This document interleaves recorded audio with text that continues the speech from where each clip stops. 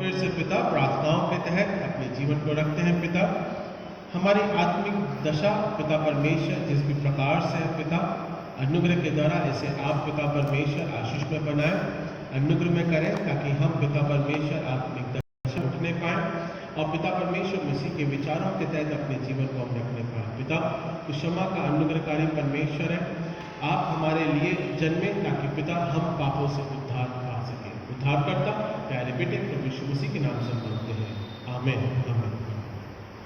परमेश्वर का वचन जो कि आपके हमारे मत में पढ़ा जाता है वो है मत्ती की पुस्तक उसका पहला अध्याय और उसके 21वें पद में हम इस बात को देखते हैं। अभी परमेश्वर की योजना इस बात को प्रकट होती है कि मसीह हमारे मत में पैदा होने वाला है ना।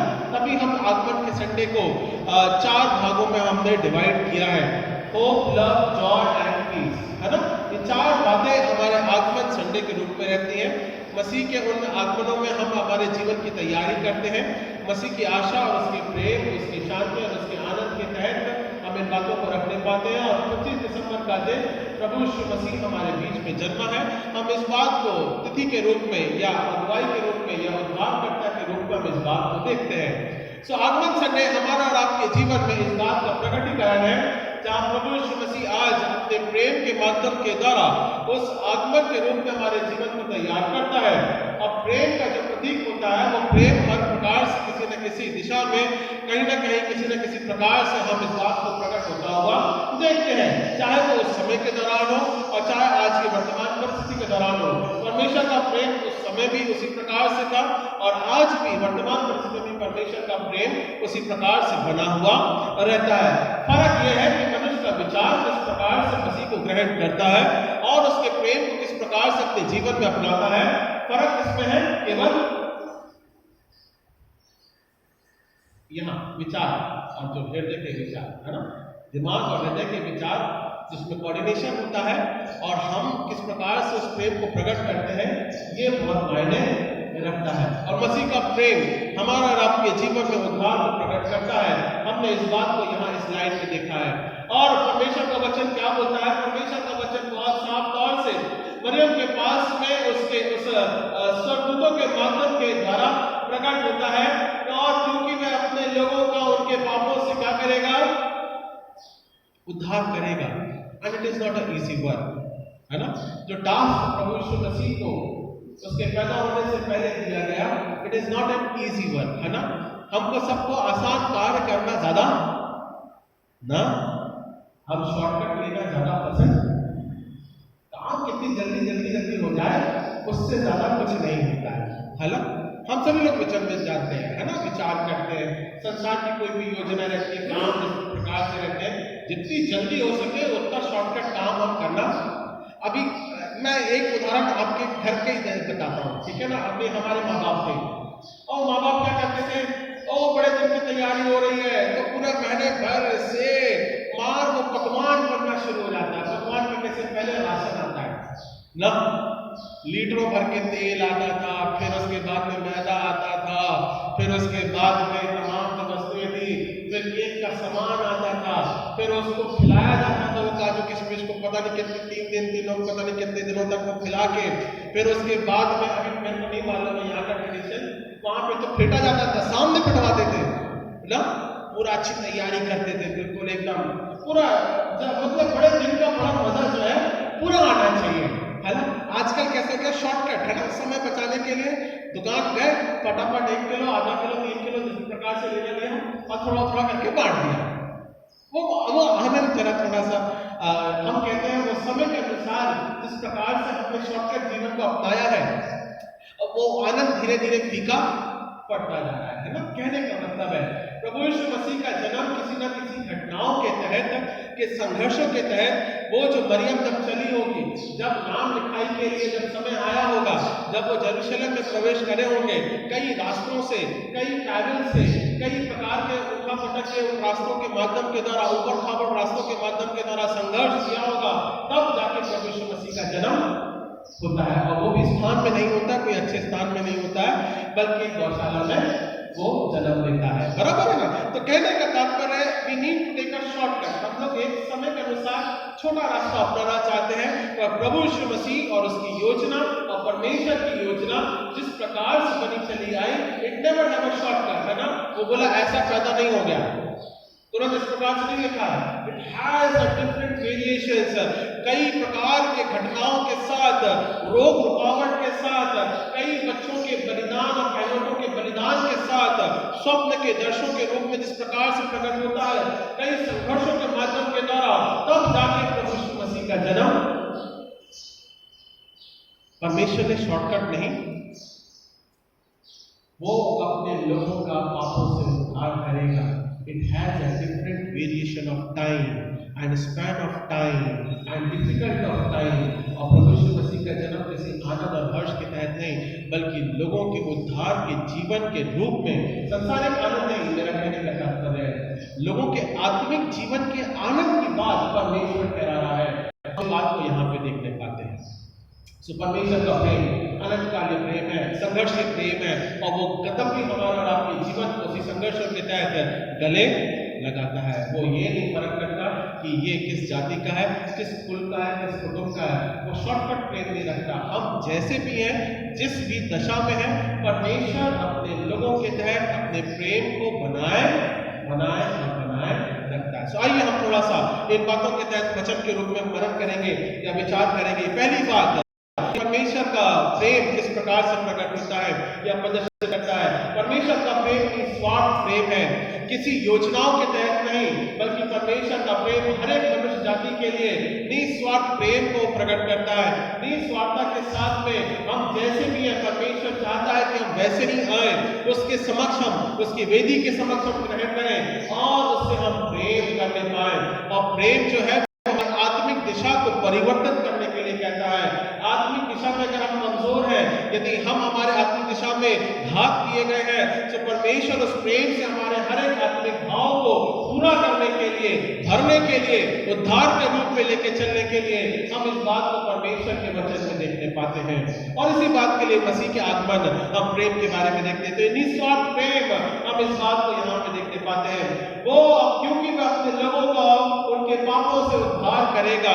पाप की दशा में आज हमारा और आपका जीवन इसी प्रकार से बना रहता है। पाप की दशा में हम हमारा जीवन के तहत अंधकार को देखने पाते हैं। पाप के तहत हम और आप हमारे जीवन के व्यक्तिगत जीवन के रूप में, क्योंकि हर एक को मालूम है उसका व्यक्तिगत पाप, पति को पत्नी का पाप नहीं मालूम है और पत्नी को पति का पाप है ना। कुछ ऐसे पाप होते हैं दैट इज अ सीक्रेट, है ना, हिडन। जवानी के समय में जैसे मैंने, दीपिका को भी नहीं मालूम है क्या किया क्या नहीं किया, समय गुजर गया, बताया नहीं, अब बोलने की हिम्मत नहीं ना, है ऐसी दशा है। सो परमेश्वर आपके व्यक्तिगत जीवन को जानता है। कहने का तात्पर्य बहुत ध्यान से सुनिए, परमेश्वर आपके व्यक्तिगत जीवन को अंदर से जानता है। वो अंदर से आपके जीवन को अनुग्रह के द्वारा परिवर्तित करना चाहता है। वो चाहता है कि मेरा जो जन्म हो रहा है, जो पाप के उद्धार के रूप में मैं जिस प्रकार से जन्म लेता हूं या उन लोगों के मध्य में प्रकट करता हूं, उनके वो व्यक्तिगत जीवन को परिवर्तित करने का है। पर्सनल लाइफ को परमेश्वर छूता है।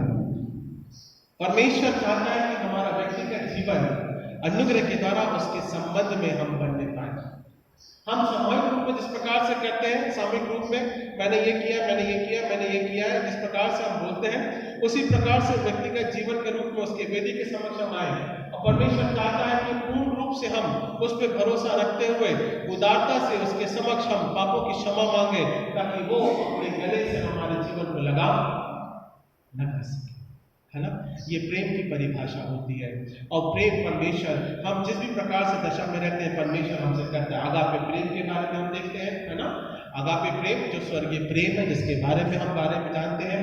और फिलो लव, जो कि हम आपसी मनुष्य के साथ में प्रेम करते हैं। सो परमेश्वर दो प्रेम के बारे में ठहराता है। सो एक भाईचारे का प्रेम या फिलो ऑफ लव नहीं करता है, बल्कि वो आगापे प्रेम या स्वर्गीय प्रेम के बारे में ठहराना मांगता है कि मेरा जो प्रेम है वो किसी मनुष्य के साथ नहीं है, बल्कि मैंने उसके मनुष्य के जीवन और उसके आत्मिक दशा और उसके जीवन के परिवर्तन और वो उद्धार पाए, इस प्रकार का प्रेम मैं रखता हूं।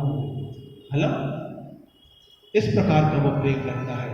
हम ऊपर से मनुष्य के जीवन को बोले मैं प्रेम करता हूं, that is the फिलो of love.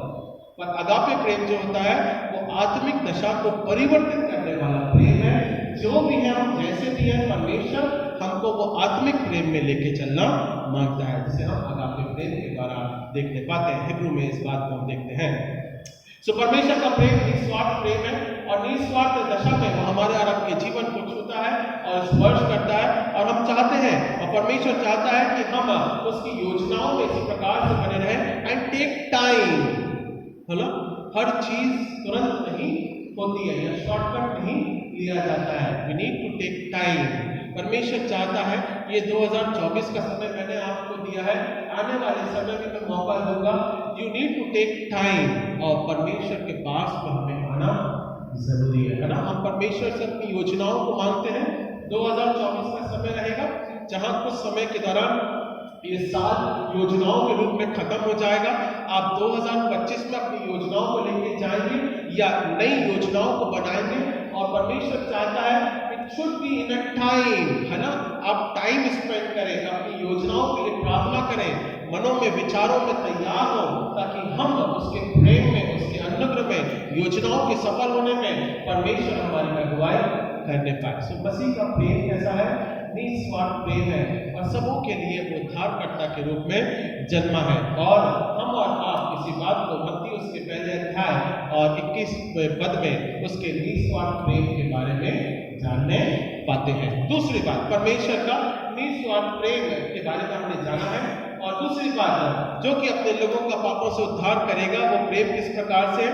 वो निर्बलों को भी प्रेम करने वाला परमेश्वर है ना। जो दबे हैं, कुचले हैं, जो कि निरंतर अपनी उस जाति में निरंतर कहीं ना कहीं दबे रहते हैं, परमेश्वर कहता है, और परमेश्वर का उपकार इस प्रकार से रहता है, चाहे वो व्यक्ति धनी हो चाहे निर्बल हो, परमेश्वर कहता है निर्धन हो। परमेश्वर का प्रेम एक प्रकार से दोनों व्यक्तियों के तहत, दोनों ही कुल और कुटुंबों के तहत परमेश्वर का प्रेम एक समान बना रहता है।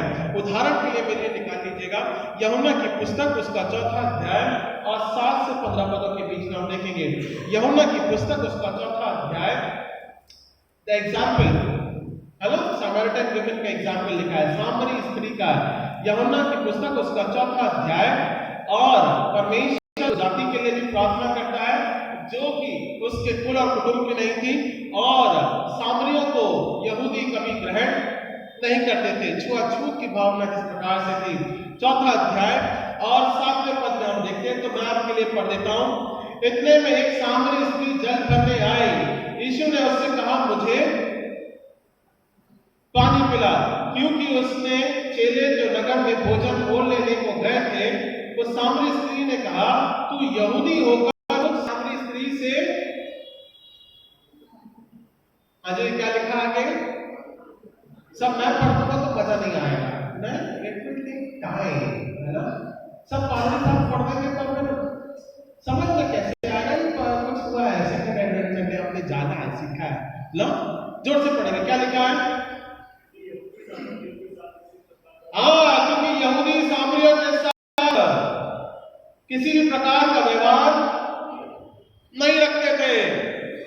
इट इज अ गैप, है ना, जातियों के बीच में गैप है बहुत ज्यादा, और वो लंबे समय अंतराल से गैप है, और वो जाति जो है वो वहां पे नीची जाति के रूप में देखी जाती है, छूत वाली जाति के रूप में हम देखी जाती है ना।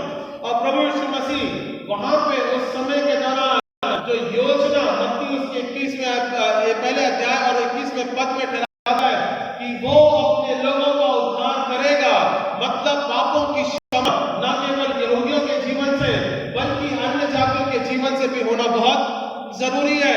और जो वाचा लिखी गई है उसकी योजनाओं के तहत सेकेंड एडवेंट संडे के रूप में, आगमन का संडे, अभी तक प्रभु यीशु मसीह का जन्म नहीं हुआ मत्ती उसके पहले अध्याय के अनुसार, बराबर है ना। उसके 21वें पद में अभी तक जन्म नहीं हुआ है, अभी योजना बनी है, और उस योजना के तहत परमेश्वर का प्रेम इस प्रकार से प्रकट होता है कि न केवल उन यहूदियों के लिए बल्कि अन्य जातियों के लिए भी प्रभु यीशु मसीह का प्रेम एक समान होना चाहिए। और परमेश्वर अनुग्रह के द्वारा हम उत्पत्ति में देखते हैं कौन सी जाति को चुना परमेश्वर ने।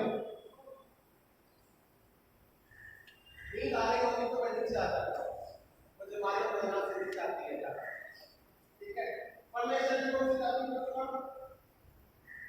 मैं बड़बड़ करूंगा तो कौन सी जाति को चुना? हाँ, ओल्ड टेस्टमेंट के अनुसार हम कौन सी जाति को इस्राएल।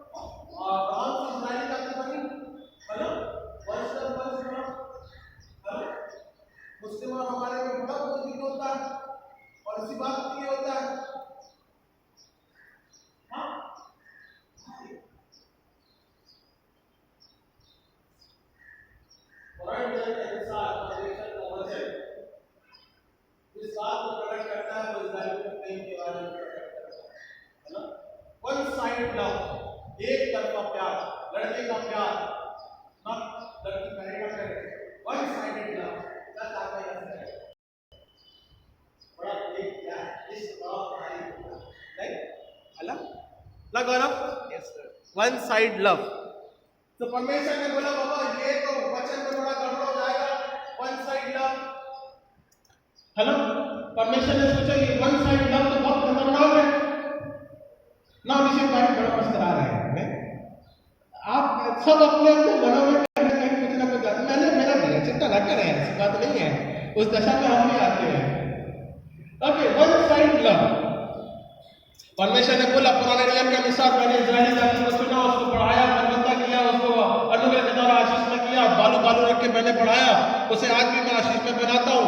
ये पुराने नियम के अनुसार थोड़ा वन साइड लव हो जाएगा साहब, ये गड़बड़ हो जाएगा, इतिहास में गड़बड़ नहीं होना चाहिए। It should be for all. 400 साल, what is the time between gap old testament and new testament? 400 years. It is called an intertestamental period, है ना, जहां परमेश्वर शांत रहता है, परमेश्वर शांत रहता है, उसने अपनी गलती को, है ना, गलती को या हम कह सकते हैं परमेश्वर ने विचार किया, है ना, या परमेश्वर ने योजना बनाई। It should B not one side love. ये एक तरफा प्यार होने के कारण से इसलिए इजरायली जाति बड़ी दुखकारी जाती थी मुझे, है ना, बड़ी कठिन परिस्थिति। आप देखिए इस विडंबना को, सोचिए, परमेश्वर प्यार करता गया और इजरायली जाति उतना पैदा होगा उसके ऊपर झटकाती, है ना, मैं तो करती नहीं हूं, तूने मेरे लिए क्या किया है, कहां में लेकर आ गया, इस प्रकार की दशा में लगा, हम तो भले अच्छे थे वही तो बनवाई है। Now, he has changed that love.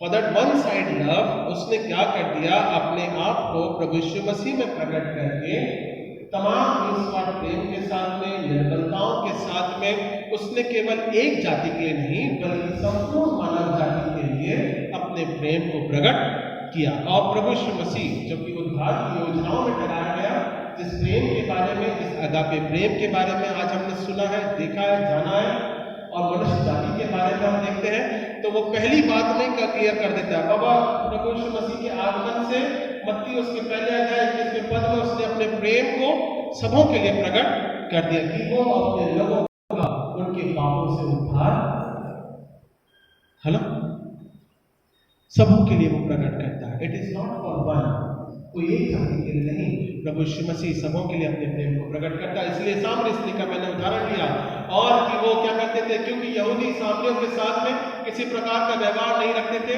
यीशु ने उत्तर दिया, यदि तू परमेश्वर के वरदान को जानती और ये भी जानती है कि वह कौन है जो तुझसे कहता है मुझे पानी पिला, तो तू उसे मांगती है और वो तुझे जीवन का जल,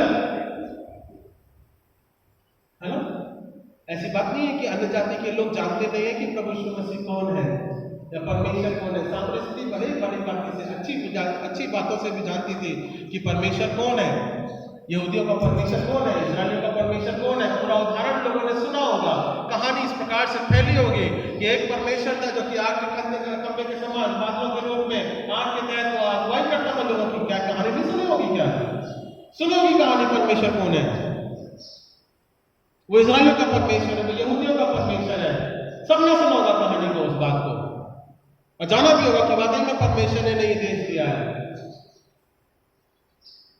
तो परमेश्वर का वचन क्या बोलता है? फिर से पढ़िएगा, बहुत अच्छी बात लिखी है, बहुत ध्यान से पढ़िए। उस यीशु ने उत्तर दिया, यदि तू परमेश्वर के वरदान को जानती है, ठीक है ना। परमेश्वर का वरदान आज भी उन लोगों के मध्य में जो लोग जानते हैं, परमेश्वर की बातों को वो सीखते हैं, या उन्होंने देखा है, या गवाही के द्वारा सुना है, या उन लोगों के माध्यम के द्वारा जो कहानी को सुना है, तो वो वरदान है जो कि परमेश्वर का है और लोगों के मध्य में रहता है। वरदान को जानती, ये भी जानती है कि वह कौन है जो तुझसे कहता है मुझे पानी, वो अपने आप को प्रकट कर रहा है एज अ लॉर्ड हिमसेल्फ। प्रभु यीशु मसीह अपने आप को परमेश्वर के रूप में प्रकट करता है उसके समक्ष में, कि तू जानती हो उस परमेश्वर को, तो तूने सुना उसके बारे में। अब क्या बोलता है?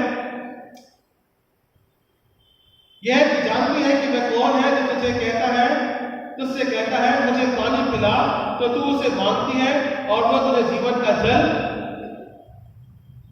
जब तक इजरायली मांगे नहीं, बंधुआई के समय प्रार्थना नहीं करे, यदि कोई परमेश्वर है तो हमारी प्रार्थनाओं को सुन। प्रार्थना करने में जब उन्होंने बंधुआई के समय के दौरान मांगा है, तब परमेश्वर ने उनके मन में अपने कार्य को प्रकट किया है ना। इस बात को हम देखें बहुत ध्यान से, अगर हम सुने या फिर अगर हम वचन को पढ़ें। तू जानती है, और क्या लिखा हुआ है, और तू उससे मांगती है और वो तुझे जीवन का जल। कम टू द लॉर्ड, है ना। अपनी निर्बलताओं में भी, अपनी कमजोरियों में भी, चाहे आत्मिक दशा किसी भी प्रकार से हो। दूसरी बात, इसी बात को परमेश्वर के प्रेम को प्रकट करती है। तो किसी भी प्रकार का निर्बल क्यों ना हो, परमेश्वर कहता है जिस भी दशा में क्यों ना हो, कम टू द लॉर्ड, परमेश्वर के समक्ष आए और वो अपने लोगों का उद्धार करेगा। अनंत काल का जीवन का जल वो देने को तैयार बैठा है। He is there to give us everlasting water और लाइफ, है ना।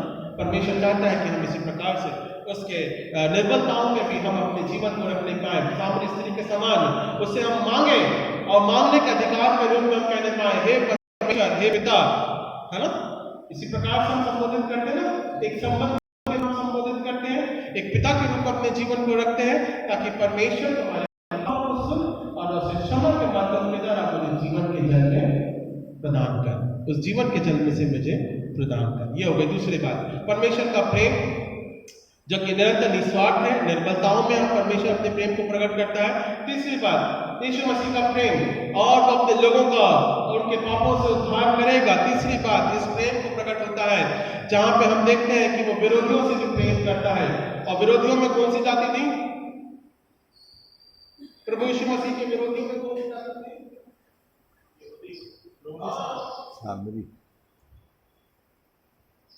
और उनके हृदयों में कौन लोग आते थे?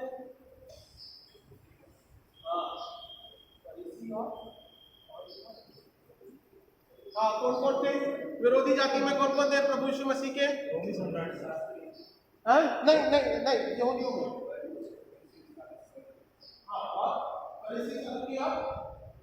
शास्त्री और एक और शास्त्री का बताने वाले का पुण्य,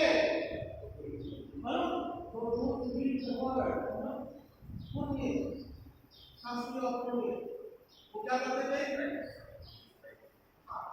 इंग्लिश में वो उसका शब्दों में नहीं बोल पाऊंगा, हिंदी में तो याद है क्योंकि वो इतना ध्यान है। फरीसी, सदूकी, शास्त्री और पुण्य, है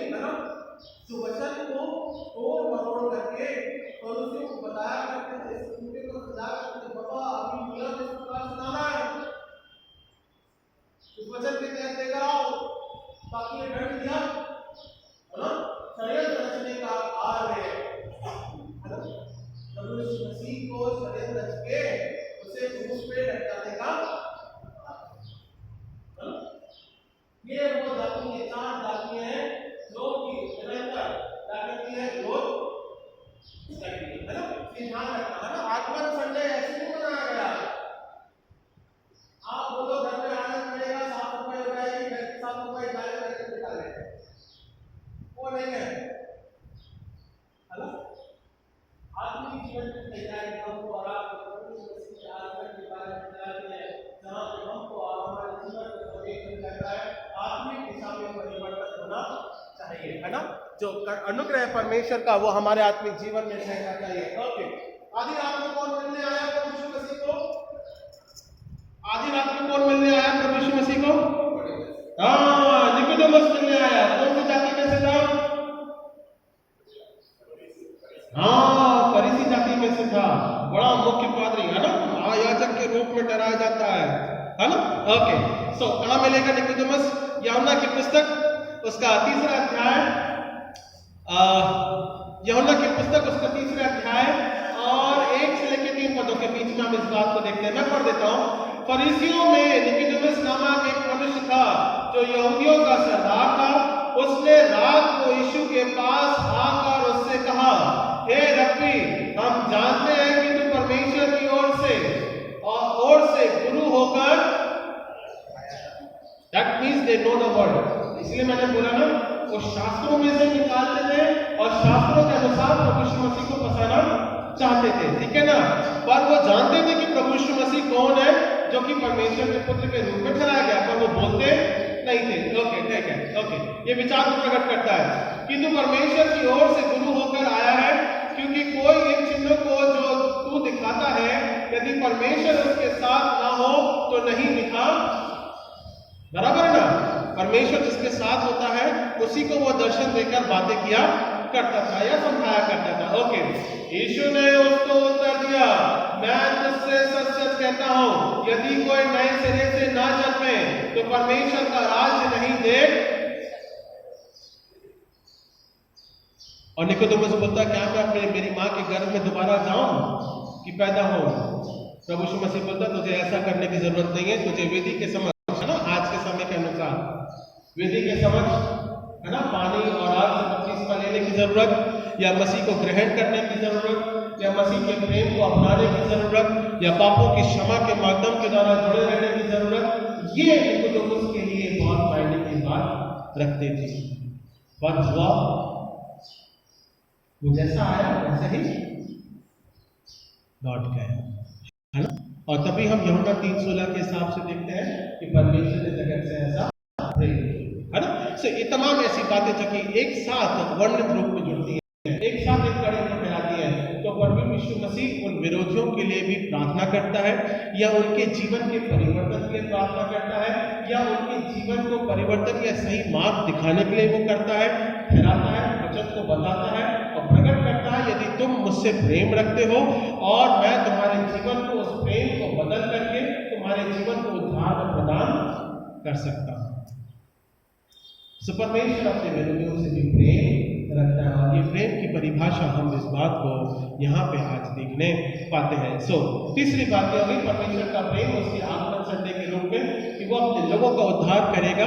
वो न केवल अपने लोगों का उद्धार करेगा जो उसके विरोधी रहते हैं, वो उससे प्रेम रखता है और उनके जीवन के परिवर्तन के लिए वो प्रार्थना करता है। ओके, डन, ठीक है। तो प्रभु यीशु मसीह जो कि दूसरा आगमन संडे परमेश्वर के प्रेम के बारे में है, इस बात को हम देखने पाते हैं।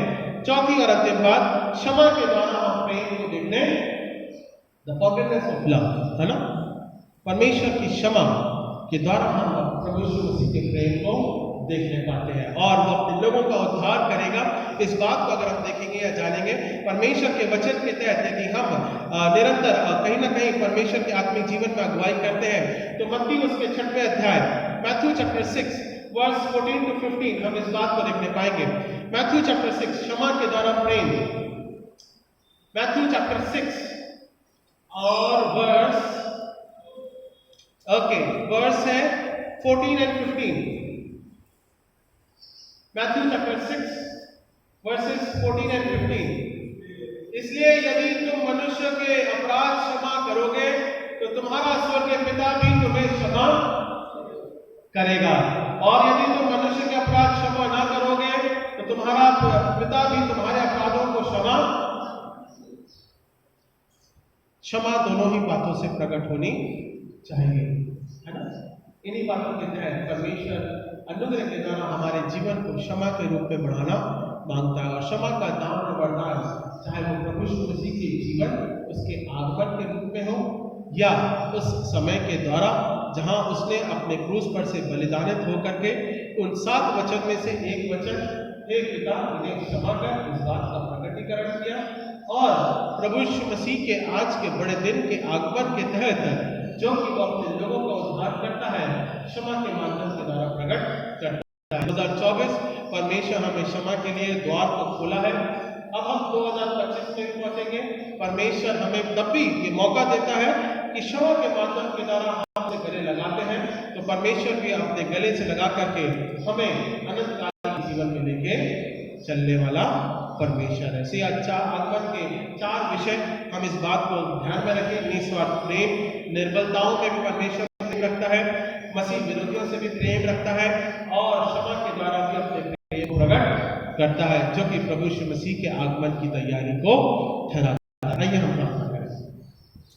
महाराजित्य राजनगरकारी पिता परमेश्वर, आपके नाम को हम धन्यवाद देते हैं पिता, स्वर्गीय प्रेम के तहत पिता परमेश्वर तूने हमसे पिता निरंतर पिता परमेश्वर बनाए रखता है, पिता निस्वार्थ प्रेम बनाए रखता है पिता परमेश्वर, और निर्बलताओं में भी, और पिता परमेश्वर क्षमा के माध्यम के द्वारा अपने प्रेम को प्रकट करता है। सो हम धन्यवाद देते हैं पिता, हम निकोदेमुस के समान नहीं बल्कि पिता परमेश्वर अपने आत्मिक को जागा है, और पिता आग और पानी से हम बपतिस्मा लेके ग्रहण करने के बाद यीशु मसीह हमारा उद्धार करता है पिता। अनुग्रह के द्वारा आज के इस दूसरे आगमन संडे के तहत पिता अपनी अगुवाई में और अपने प्रेम में, और पिता परमेश्वर रूप में भी लोग पिता परमेश्वर आत्मिक दशा के साथ साथ पिता परमेश्वर संसारिक जो आनंद से बनाते हैं पिता, वो आनंद कभी कम ना होने पाए, बल्कि मसीह में ही आनंद हर समय हर जगह पिता परमेश्वर बढ़ने पाए। हम इस बात को प्रार्थना करते हैं, उद्धार करता प्यारे बेटे यीशु मसीह के नाम से मांगते हैं, सुनने का